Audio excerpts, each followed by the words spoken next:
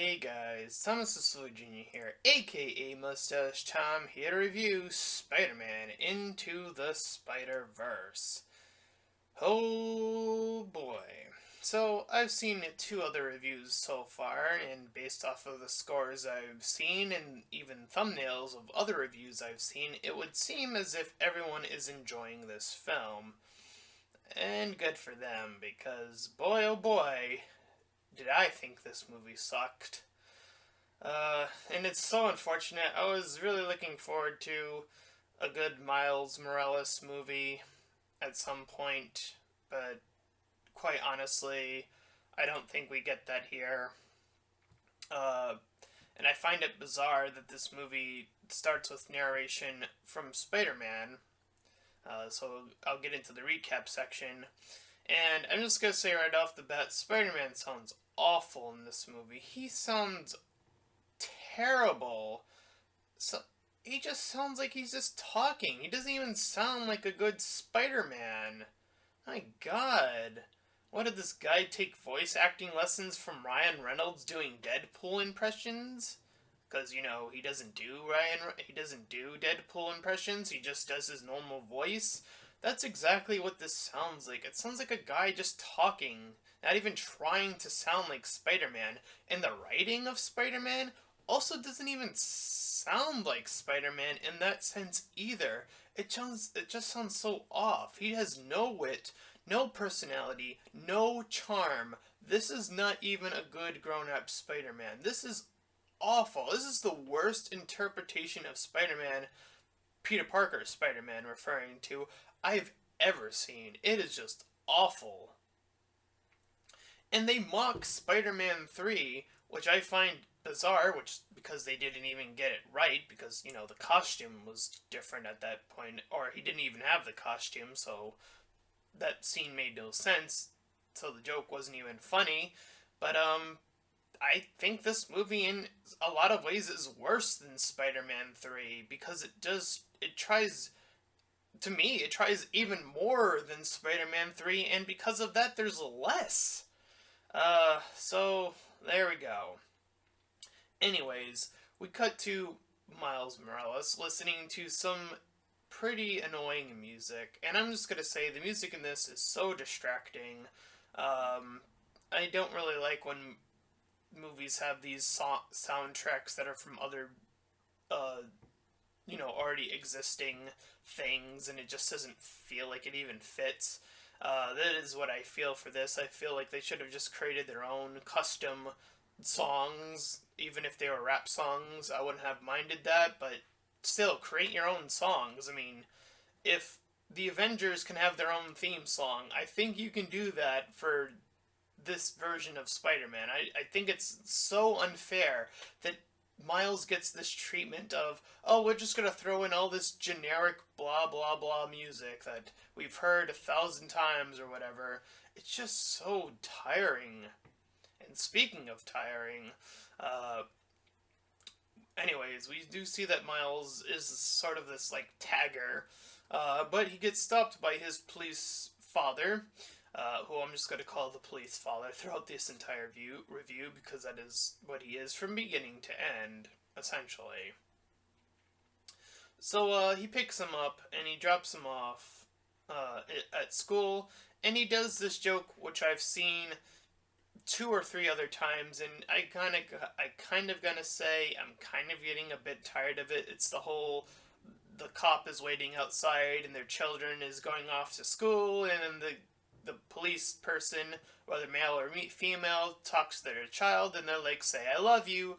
I've seen this joke happen, like, as I said, two or three times, and I do think it's starting to get a little bit old now, and I think this also drags on for far too long. I think the joke could have landed still, and even though I'm getting a bit tired of it, I think it could have landed, but I also think it went for far too long already.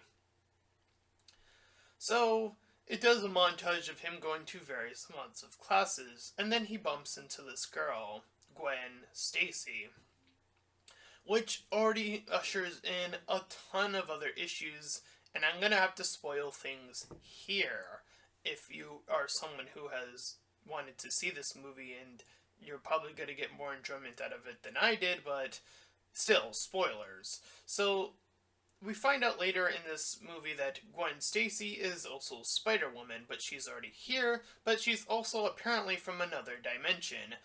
But the dimensional portal of Spider-Man doesn't come until later in the movie, so why is she already here? I don't know. They try to flimsily excuse it that she was from the future, but that still doesn't make any sense. So she went back in time, but she went further back when she was supposed to from before the portal even opened? I don't know. It's convoluted as all hell. I'm just gonna say that right there. So Miles is trying to get out of school, out of the current school he's in, pretending to get a 0 out of 100, but the teacher shows him that he actually got 100 out of 100. Uh, so, anyway, plays another old school song, and he starts to head over to his uncle. And as he chats with his uncle, they talk about him being a bad flirt. He's like, "Oh, I met this girl, Gwen, and I couldn't really do a good job." And then the uncle shows him like how he does his little thing. Comes into effect later in the movie. So as he starts tagging, another song starts playing, and come on, seriously. But out of nowhere, a virus spider suddenly appears into the glitching ether of this world. I don't know if that's how it worked in the original Miles story. I haven't read the comics, but I'm reviewing this movie as the movie I've seen. So, there's that. Anyways, so he kind of knocks off the spider the first time around, but then he gets bit. And in all fairness, to give this movie some credit, it actually did a really good joke, having the spider after biting him and having Miles just knocking it off rather casually instead of freaking out. Pretty good joke there. Okay, you got a good joke in. Clap. Golf clap. But nonetheless, another passage of time happens where it's going across a day, I guess. And in a, again, to this movie's credit, in a rather unique setup, the comic book-like style starts to appear all around Miles's thoughts. Again, a really clever thing to do. And again, he kind of bumps into Gwen, and they get stuck together, and he ruins her hair, but even though I guess later on she suddenly thinks it's cool. I don't know.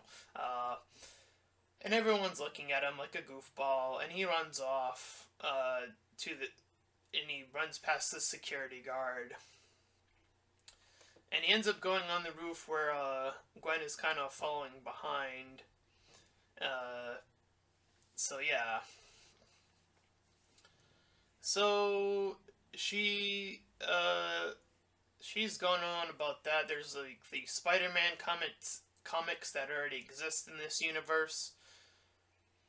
So anyways, Miles calls his uncle, and then he almost gets hit by a car, but then manages to avoid it using his new spider-like ability, and he's trying to make his way back to the spider that he saw glitch out, and it glitches out fully. So, when he's heading back over there, he bumps into the current Spider-Man, Peter Parker, fighting off a horrible-looking goblin. I think I'm pretty sure that was the Green Goblin, to be specific. It looked awful. Yeah, Miles is in the fray of this fight going on, and he's trying to get out of the situation. And he ends up almost falling, and Spider-Man somehow didn't see him before, but then when he suddenly decides he ends up like falling, then Peter Parker / Spider-Man saves him. And thus we are introduced to this dark figure in a cape. What's his name? No clue.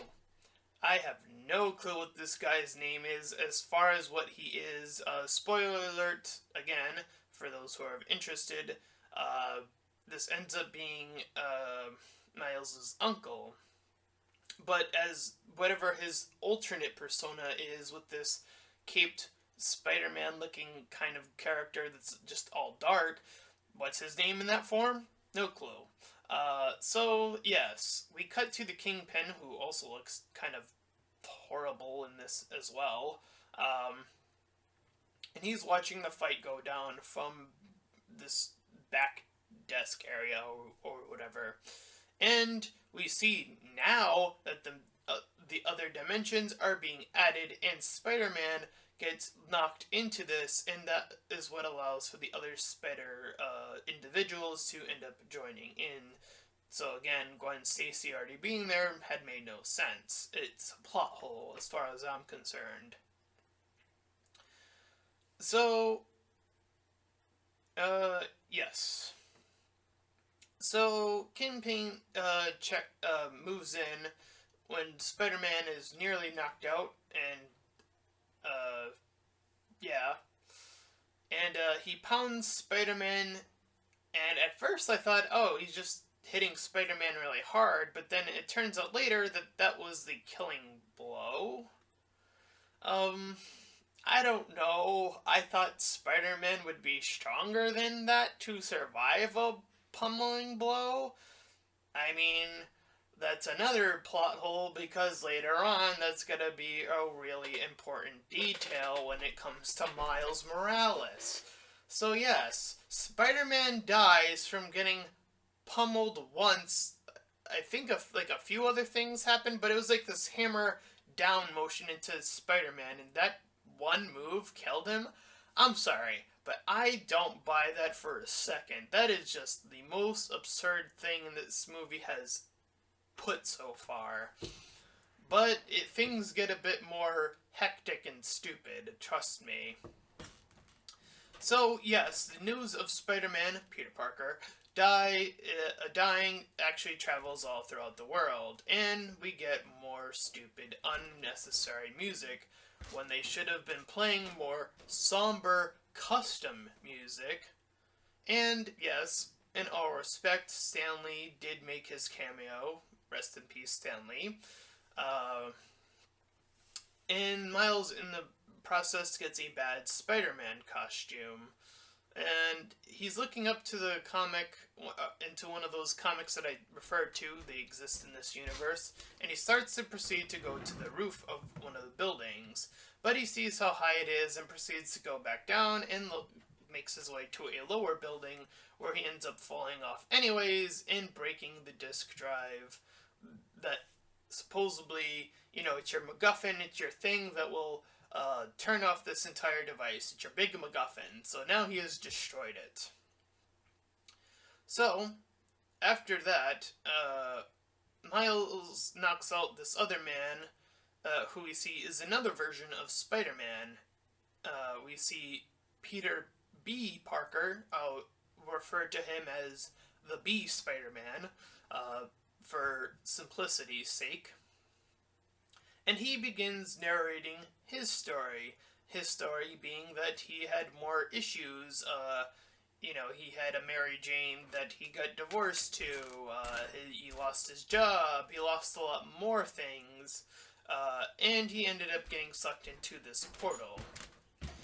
So, Miles sees that B, or I'll just call him B, I think that's a lot easier, to be honest, sees that B has fallen onto the ground. It is now unconscious. So he has to drag B throughout this graveyard and avoid the cops who are moving in. They are seeing this going on. They're going like, hey, what's that noise?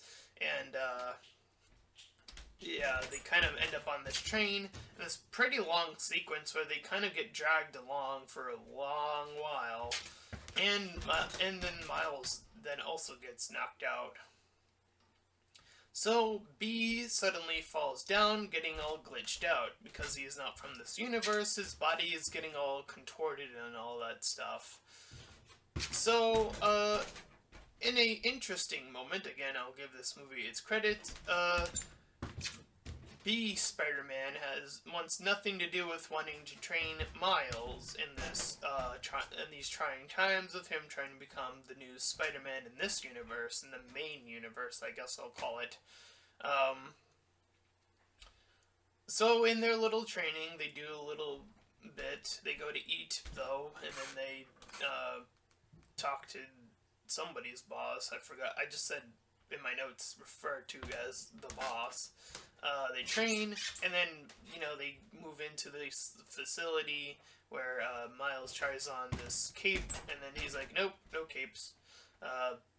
Incredibles 2 joke insert here.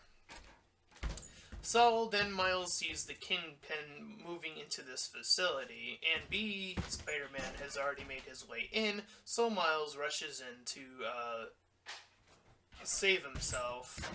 But Miles then ends up getting stuck on the roof because he still does not know how to control his powers at this point in time. And he starts to sing an already existing song to essentially get himself to fall down. But it turns out that this version of Spider-Man, being Miles, can turn invisible. So he does that. So B Spider-Man bumps into the scientist. And for all intents and purposes, I'm just going to say it now, she is Doc Ock. So, yes, she takes off his costume, and she's, like, kind of flirting with him, question mark? I don't know. It's weird.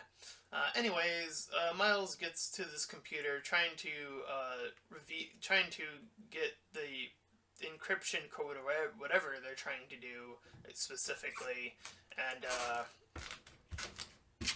yes, at this point, she does reveal that she is officially Doc Ock. And Miles just starts running. And he runs into Gwen Stacy, who's now there. Because she works there? Question mark?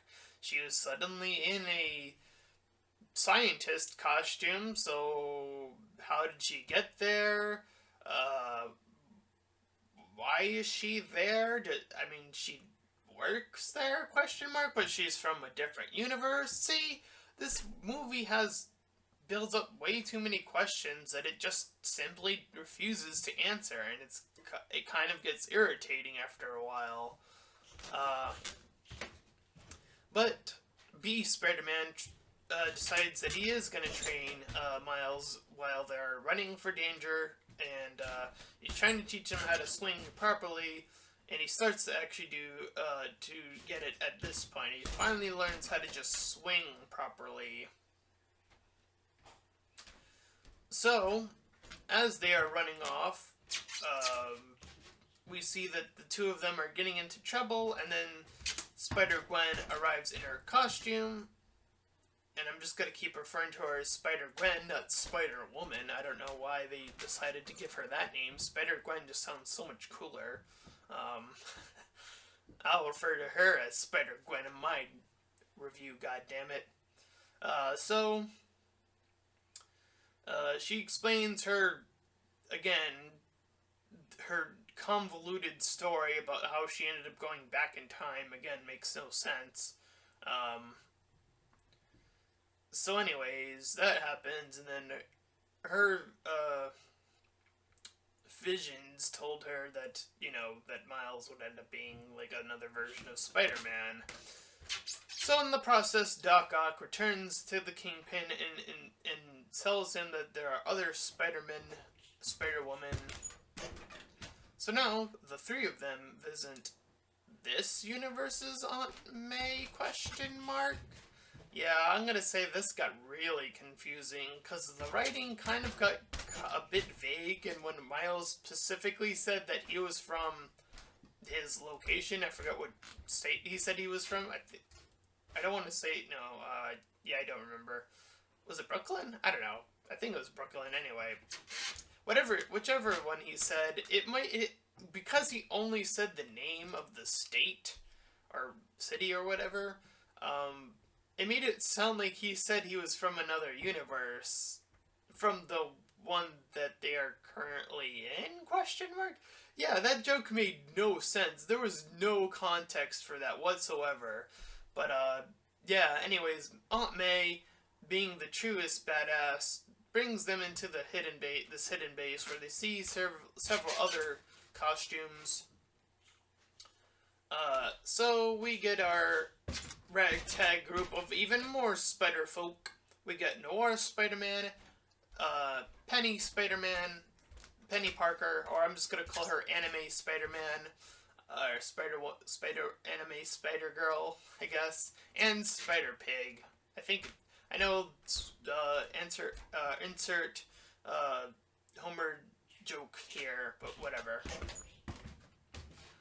So yes, the three of them then share their stories all at the same exact time because you gotta get through these super quick.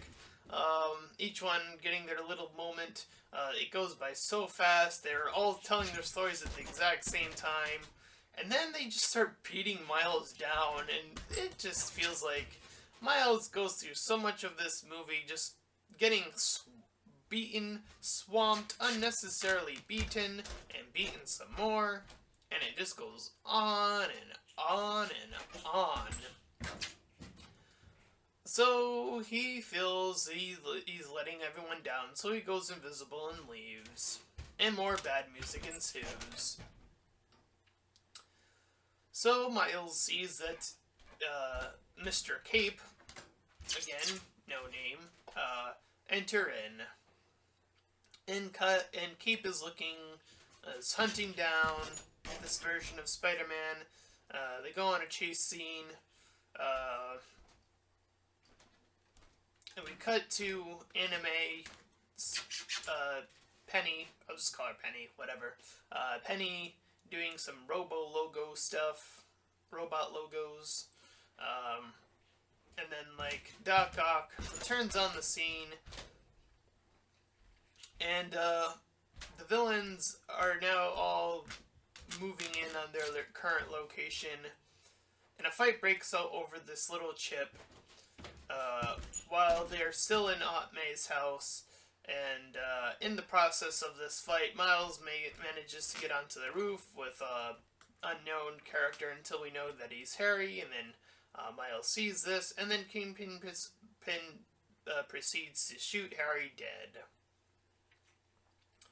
And then we get, again, to this movie's credit, the best scene in the entire movie. Where we just see Miles getting a really vulnerable scene, and it is legitimately really good. The others arrive shortly after. He had his long, good moment that felt like the first good scene in the entire movie. Truly, this is the first good scene in the entire movie, and that's kind of saying a lot. But, unfortunately, we get some more bad music, and we do see the rest of the Spider group come in, and B. Parker tells them that he's gonna take control. But Miles says he wants to do it, and thus B. Parker ties him up. So now he's webbed up in his room, and we get another back-to-back, really close, another great scene, where the father talks to him from the outside, and again, it's a really great scene in an awful movie. And I feel like if this movie was more focused, these two scenes could have been in a more impactful movie. So anyways, we get this pretty bad lab music as Aunt May sees what's going on. Sees him coming back in after, his little departure. He sprays his costume black. And then and I think this is, the first time they kind of make, they blend two songs. They blend his song with, another song or something. And he starts to run through the city like a pro. We're 90% through the movie, and now he's suddenly just that good. And the rest of the Spider crew, they're moving in on the Kingpin, who's doing this pity party, pretending B. Parker runs into Mary Jane. That version of Mary Jane, the one he didn't divorce yet, or whatever, I guess. And he's trying to work things out. But Spider-Gwen gets him out of that situation. And thus, the Spider Crew take on these guards. They're taking them down. But the Kingpin starts to work on this machine to rev it up again, bring back his family. And Doc Ock is doing her own thing very clearly, and a shootout starts to happen with all the thugs trying to get all the Spider-Man, and Miles arrives on the scene. Oh, so conveniently. So, the warp is spreading, this, like, energy is starting to go throughout the entire city again. It's doing more damage than it was doing last time. And Penny's robot, in the process of this big old fight, gets broken. And she starts to cry over it. And this is the part where I have to say the meanest thing I'm probably gonna say. I didn't care. I did not give a flying fuck what happened to that robot. And you know why? Because she says in the movie that she is friends with the robot, but because she's from another thing, we see none of that. We are told what is happening, but we don't see any of it. And the moment we see this big old robot die, I'm like, yeah, so what? Who cares? I don't care. Maybe you'll care, but I don't care. There's nothing to be invested in this robot for. There is nothing that built up this moment. There was nothing. There was nothing in this movie. And that's the biggest problem, is that they have all of these characters that are coming in and they're trying to weave in their stories, but nothing comes of it. There's nothing, and there's nothing before it to set up their things either. This is all of their backstories all clustered into one movie. That is what? 5, 6 backstories in one movie. That is far too much. That is worse than Batman versus Superman. What the actual hell? And people are enjoying this movie, by the way. But I'm letting you get down to the nitty-gritty of what's real here. This movie sucks. And it only has 2 good scenes in the entire movie. For fuck's sake. So anyways, I had to do my little rant there. So yeah, that happens, and then Miles goes on ahead with the chip, and then puts in the chip, and then they start to leave as soon as, you know, we saw them do their little bits, and then Penny leaves first. Noir Spider-Man takes a cube and leaves. Spider-Gwen leaves, even though I think she should have been the one to help and then leave. B. Parker actually ends up being the last one left. He's still trying to convince Miles that he should do it, but Miles is like, nope, get out of here, I'm gonna fight you off, then, you know, I'm gonna deal with it. And Miles starts to face off the Kingpin. So, the Kingpin is starting to see his family, and he's starting to get distracted by that. So, it gives Miles the advantage, and, his father arrives on the scene, the policeman father. So, he's starting to now finally chant for Spider-Man, because earlier on in the movie he said that he didn't like Spider-Man, you know, typical cop, talking about Spider-Man, he's a vigilante, I don't like, you know, this vigilante doing that, and getting all the praise, you know, that sort of thing we've seen before in Spider-Man, in the past, so that's not really anything new. But Spider-Man does the soldier touch of, hey, and shocks Kingpin into his own device, turning it off. So the dimensional warp clusters in on itself, and that happens. And Miles then gets out of the situation, calls his father, and then proceeds to arrive as Spider-Man and give his father a hug as, as his version of Spider-Man. So he starts to tell his narration, and his comic book lands in front of all the other comic book, sets of characters that we saw in this movie when they told their backstories, and we start to hear him talk about how anyone can wear the mask and stuff of that nature, and I'm pretty sure there was an after-credit scene, but I didn't give a fuck. This movie is terrible. There's just so much going on, and there's zero setup to it. There's just too many backstories in one movie with zero setup. This feels like something DC would have done like a few years ago, and now Marvel's doing it, and they expect us to just praise this? No! I'm not gonna praise something that's shit! Deadpool was shit, and I'm sorry that so many people love that movie, but I still think it's shit, and no one has convinced me otherwise. It's still Ryan Reynolds doing one of the worst performances because he's a terrible voice actor. He needs voice acting lessons, just like Spider-Man, the one that dies. He needs voice acting lessons apparently too.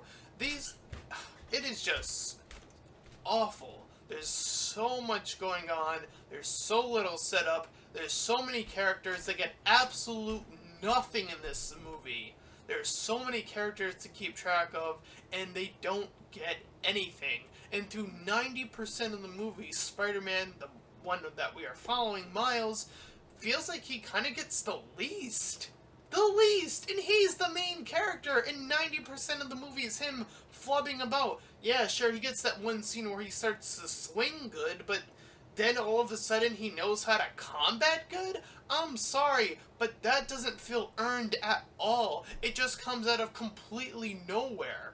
And I guess the sort of turning invisible thing makes sense, but knowing how to fight good, it just feels like it comes out of nowhere. It doesn't feel deserved. Even with the training montages, they just show him getting beat down. They don't show him fighting back. What the fuck is that? How do you expect anyone to believe that he's suddenly good at combat? That doesn't make sense. It doesn't work. Just like Spider-Gwen being introduced before the whole thing, starts to happen, it doesn't work. It doesn't make any sense. There's so many plot holes in this movie. How do so many people... I'm going to see more reviews of this. I am sure I'm going to hear more and more praise. I'm just curious if anyone's seeing what the hell I saw, because I saw an absolute train wreck. This movie gets a 2 out of 10. This movie was it's so awful. It is so bad. Oh my god, it is just so bad. This is the worst Spider-Man movie ever. It's the worst Spider-Man movie of all time. With 2 great scenes, that does not make a movie good. 2 good scenes does not make a movie good. 1 good movie scene does not make a movie good, and certainly doesn't 2. There's just so much else that this movie should have done. It should have either focused solely on Miles and then made a Spider-Man into the universe after setting up all the other characters, or just not made the movie at all, quite frankly, because this is an absolute clusterfuck. This is just... I'm giving it a 2 out of 10 because of the 2 good scenes in the movie, by the way. That is the only reason this movie is getting a 2 out of 10. And, I have to see what other reviewers are saying.